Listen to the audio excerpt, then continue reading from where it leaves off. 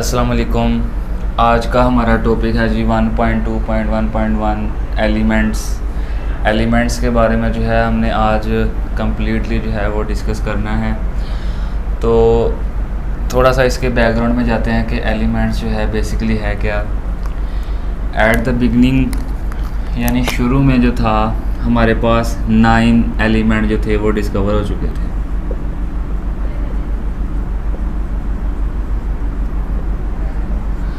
At the beginning हमारे पास जो टोटल एलिमेंट थे वो 9 डिस्कवर हो चुके थे, जिसमें से जो है कार्बन है जी, गोल्ड है, मरकरी है, टिन है, लेड है,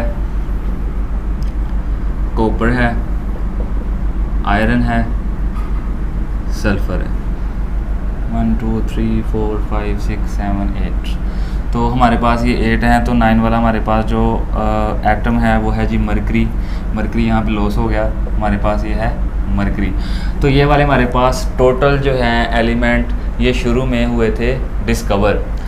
उसके बाद ये जो एलिमेंट था ना, शुरू में एलिमेंट को ख्याल किया जाता था कि element is a substance that can not be decompose into simple units by ordinary chemical way.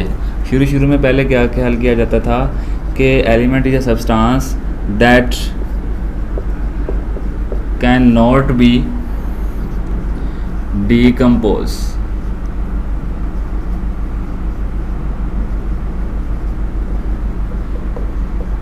Into simple units bye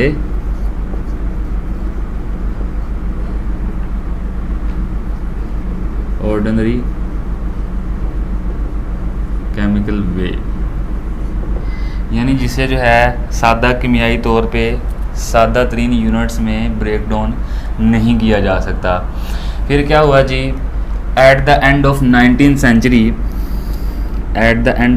century यानी 19वीं सदी के इख्तिताम तक हमारे पास जो टोटल एलिमेंट थे वो 63 जो थे वो डिस्कवर हो चुके थे। और आज के दौर में हमारे पास जो टोटल एलिमेंट्स हैं वो हैं जी 118 में से हमारे पास जो है नेचुरली तौर पे हमारे पास जो एलिमेंट्स पाए जाते हैं वो हैं जी 92। बाकी बचे अगर हम 118 में से 92 को जो है माइनस करें तो हमारे पास बचते हैं 26। अब यहाँ पे 26 जो हमारे पास एलिमेंट हैं ये लेबॉर्ट्री में प्रिपेयर किए जा चुके हैं। हम इसे आर्टिफिशियली कह सकते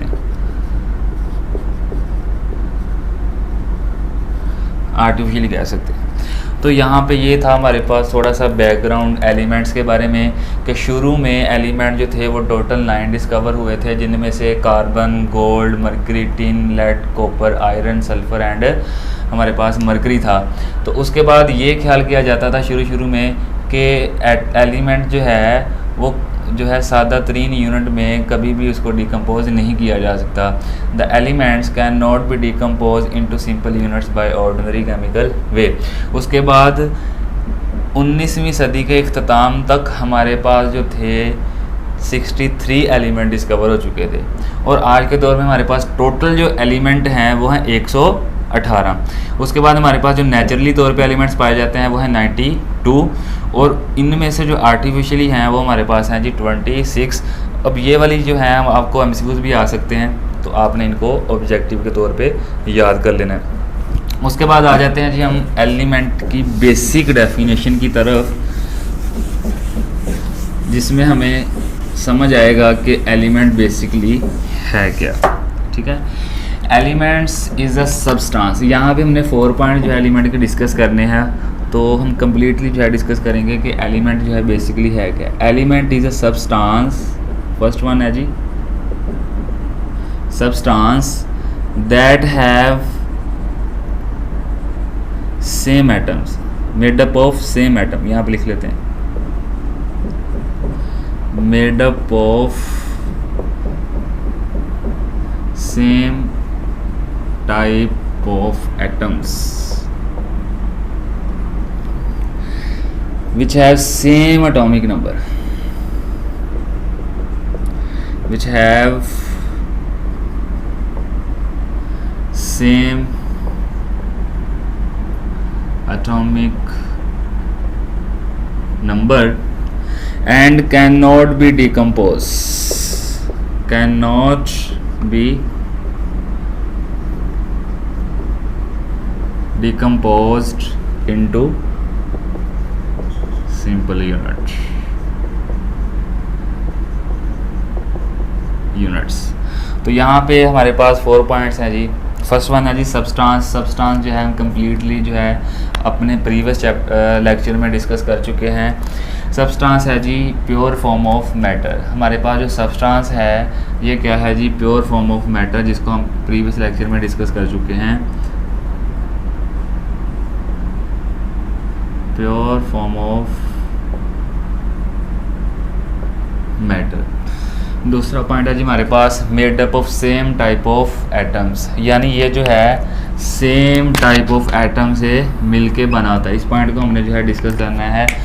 मेड अप सेम टाइप, अगर हमारे पास ये एक एलिमेंट है, एलिमेंट के अंदर छोटे छोटे हमारे पास क्या हैं जी, एटम्स, ठीक है। जैसे हमारे पास एक पॉइंट है जिसमें लिखा हुआ है सेम टाइप ऑफ एटम, तो ये हमारे पास क्या है जी, एलिमेंट, ठीक है, एलिमेंट्स है। एलिमेंट्स के बाद जो है हमारे पास ये made up of same type of atom, यानी सेम टाइप ऑफ एटम से मिलके बना हुआ है। यहाँ पे अगर मैं ये वाला जो है हमारे पास सेम टाइप ऑफ एटम्स है, यहाँ पे अगर मैं ये एक एटम यहाँ पे लिख लूँ बाहर, तो एटम जो है, एटम के अंदर क्या होता है जी, न्यूक्लियस होता है, ठीक है। न्यूक्लियस के अंदर क्या होते हैं, प्रोटॉन जिसके ऊपर पॉजिटिव चार्ज होता है, और होते हैं न्यूट्रॉन जिसके ऊपर कोई चार्ज नहीं होता, और इलेक्ट्रॉन जो हैं वो रिवॉल्व कर रहे होते हैं around the nucleus in different shells, यानी न्यूक्लियस के गिर्द मुख्तलिफ शेल में जो इलेक्ट्रॉन हैं वो रिवॉल्व कर रहे होते हैं। तो यहाँ पे ये पॉइंट था सेम टाइप ऑफ एटम। अगर ये वाला हमारे पास एलिमेंट कार्बन का है ना, अगर ये कार्बन का है तो इसमें ये जो एटम हैं ये भी कार्बन के ही एटम्स होंगे। अगर ये एलिमेंट हमारे पास नाइट्रोजन का है तो ये वाले जो एलिमेंट हैं ये भी सारे किसके होंगे, नाइट्रोजन के। तो दूसरा पॉइंट हमारे पास है जी made up of same type of atoms. और थर्ड वन हमारे पास है जी सेम एटॉमिक नंबर। नेक्स्ट हमारे पास एक टॉपिक आना है atomic number and atomic mass. वहाँ पे हम कम्प्लीटली डिस्कस करेंगे कि एटॉमिक नंबर होता क्या है, एटॉमिक मास क्या होता है। यहाँ पे जैसे मैं आपको बता देता हूँ कि एटॉमिक नंबर क्या होता है। एटॉमिक नंबर क्या है जी, किसी भी एटम के न्यूक्लियस में मौजूद प्रोटॉन की तादाद को हम क्या कह देते हैं जी, atomic number. The number of proton present in a nucleus of an atom is known as atomic number. तो ये था हमारे पास एटॉमिक नंबर के बारे में कि किसी भी एटम के न्यूक्लियस में मौजूद प्रोटॉन की तादाद को हम कह देते हैं एटॉमिक नंबर। और ये लास्ट वाला पॉइंट जो है वो सेम है कि can not be decompose into simple unit, उसे जो है हम सादा तरीन यूनिट्स में ब्रेक डाउन नहीं कर सकते। तो ये था हमारे पास एलिमेंट की डेफिनेशंस जो मैंने कम्प्लीटली आपको समझा दी है। नेक्स्ट है जी हमारे पास एलिमेंट्स की स्टेट्स। अब एलिमेंट्स जो है हमारे पास 3 स्टेट्स में पाया जाता है। एलिमेंट की जो स्टेट है हमारे पास वो है जी फिज़िकल स्टेट है एलिमेंट की, जो हमारे पास वो 3 तरह की है।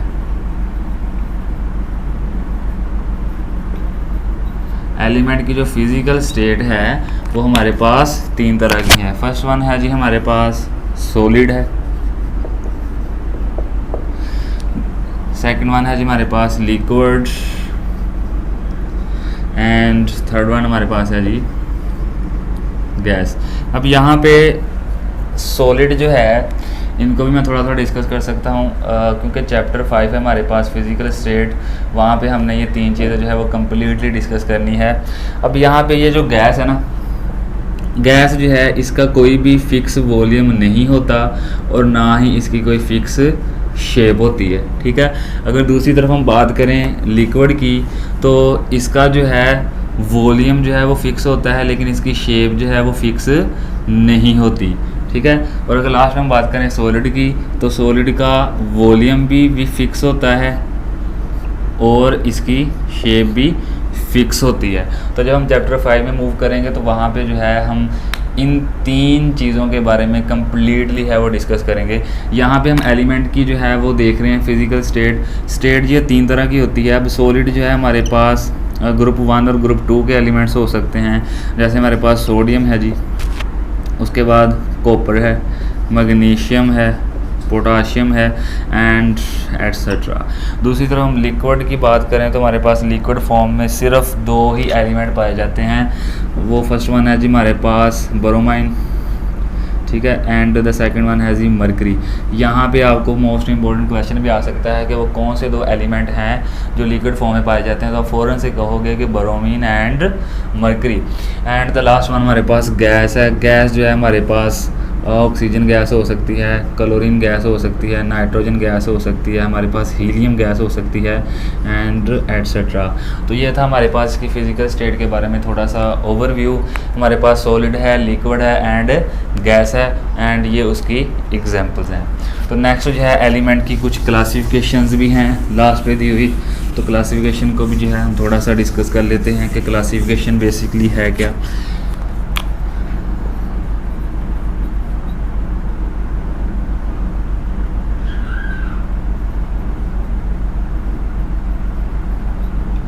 Classifications.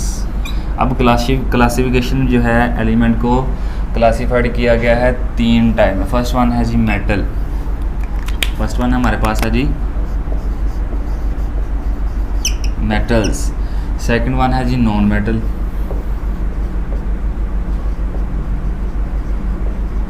And the last one है जी मेटालॉइड्स,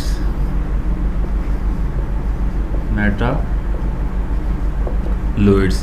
और सबसे पहले हम मेटल्स को डिस्कस कर सकते हैं कि मेटल्स है क्या। मेटल है जी good conductor of electricity and heat. Metal is a substance which is good conductor of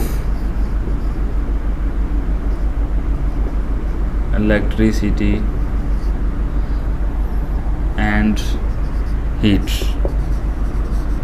जो इलेक्ट्रिसिटी और हीट के अच्छे कंडक्टर। अब यहाँ पे एक वर्ड यूज़ हुआ है कंडक्टर। कंडक्टर कोई भी सब्सटेंस होता है जिसमें से जो है वो इलेक्ट्रिसिटी पास कर सकती है इजीली। अब इलेक्ट्रिसिटी पास क्यों करती है, अब यहाँ पे अगर हम पीरियोडिक टेबल में थोड़ा सा देखें तो वहाँ पे हमारे पास 2 ग्रुप है, group A1 and group A2। अब ये 2 ग्रुप्स हैं हमारे पास, ये दोनों ग्रुप्स जो हैं वो मेटल्स पर मुश्तमिल हैं। अब मेटल्स में से इलेक्ट्रिसिटी जो है वो पास क्यों करती है, क्योंकि उसमें फ्री इलेक्ट्रॉन्स होते हैं, ठीक है, उसमें फ्री इलेक्ट्रॉन्स होते हैं। अगर मैं एक पीस लूँ मैटर का, तो यहाँ पे जो है बहुत सारे एटम्स जो हैं वो स्ट्रॉन्गली टाइटली बॉन्डेड होते हैं, उनमें जो है वो न्यूक्लियस भी होता है इस तरह। अब यहाँ पे एट द सेम टाइम अगर मैं यहाँ पे 3 एटम ले लूँ, एक ये एटम है, एक ये एटम है और एक ये एटम है, ये न्यूक्लियस इसका है, ये इसका न्यूक्लियस है, ये इसका न्यूक्लियस है, और तीनों के इलेक्ट्रॉन जो हैं वो यहाँ पे रिवॉल्व कर रहे हैं। न्यूक्लियस में पता है पॉजिटिव चार्ज होता है। अब ये क्लोजली पैक होते हैं किसी भी मेटल के अंदर, तो अगर एट द सेम टाइम ये न्यूक्लियस इस इलेक्ट्रॉन पे फोर्स ऑफ अट्रैक्शन लगा रहा है, तो करीब वाले एटम का न्यूक्लियस भी इसी इलेक्ट्रॉन के ऊपर एट द सेम टाइम जो है वो फोर्स ऑफ अट्रैक्शन लगा रहा है, इसका न्यूक्लियस भी इस इलेक्ट्रॉन के ऊपर फोर्स ऑफ अट्रैक्शन लगा रहा है। लेकिन एट द सेम टाइम ये एटम का न्यूक्लियस और ये एटम का न्यूक्लियस फोर्स ऑफ रिपल्शन भी एक दूसरे पे लगा रहे हैं, ठीक है। इसी तरह ये वाला इलेक्ट्रॉन और ये वाला इलेक्ट्रॉन एक दूसरे के ऊपर फोर्स ऑफ रिपल्शन लगा रहे हैं, ठीक है। तो हमें पता है कि लाइक चार्जेस जो है एक दूसरे जो सेम चार्जेस होते हैं वो क्या करते हैं, रिपेल करते हैं, एंड ऑपोजिट चार्जेस जो हैं वो क्या करते हैं, अट्रैक्ट करते हैं। तो इस वजह से, इस फेनोमेना की वजह से हमारे पास जो मूवमेंट ऑफ फ्री इलेक्ट्रॉन्स हैं वो इजीली हमें यहाँ पे मेटल के अंदर मिल जाती है, जिसकी वजह से इसमें से इलेक्ट्रिसिटी जो है वो पास कर सकती है। तो मेन पॉइंट हमें यही रखना है कि मेटल के अंदर फ्री इलेक्ट्रॉन्स होते हैं, जिसकी वजह से ये इसमें से इलेक्ट्रिसिटी गुजर सकती है, और इसी वजह से ये इलेक्ट्रिसिटी और हीट के अच्छे कंडक्टर्स हैं। अगर मैं थोड़ी सी बात करूँ, यहाँ पे हमारे पास मेटल्स सोडियम है जी, कॉपर है, गोल्ड भी है हमारे पास, आयरन भी है, मैग्नीशियम भी है एंड एट्सेट्रा। और मेटल जो है हमारे पास टोटल मेटल जो है वो 80% पाए जाते हैं। मेटल जो है वो टोटल 80% पाए जाते हैं, बाकी 20% नॉन मेटल एंड मेटलॉइड्स पाए जाते हैं। सेकंड वन हमारे पास है जी नॉन मेटल्स। इसके ओपोजिट बिल्कुल डेफिनेशन है जी bad conductor of electricity and heat. Bad conductor of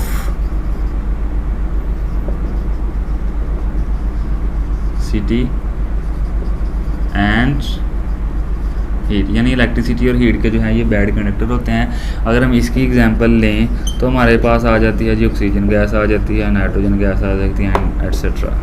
ठीक है, यहाँ पे अगर हम मेटालॉइड्स की बात करें तो मेटालॉइड्स जो है जी इंटरमीडिएट फॉर्म यानी दरमियानी फॉर्म होती है मेटल्स और नॉन मेटल्स की।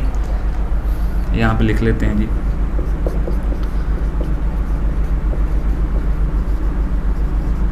इंटरमीडिएट फॉर्म है जी ये किसकी, metal and non metal, metal and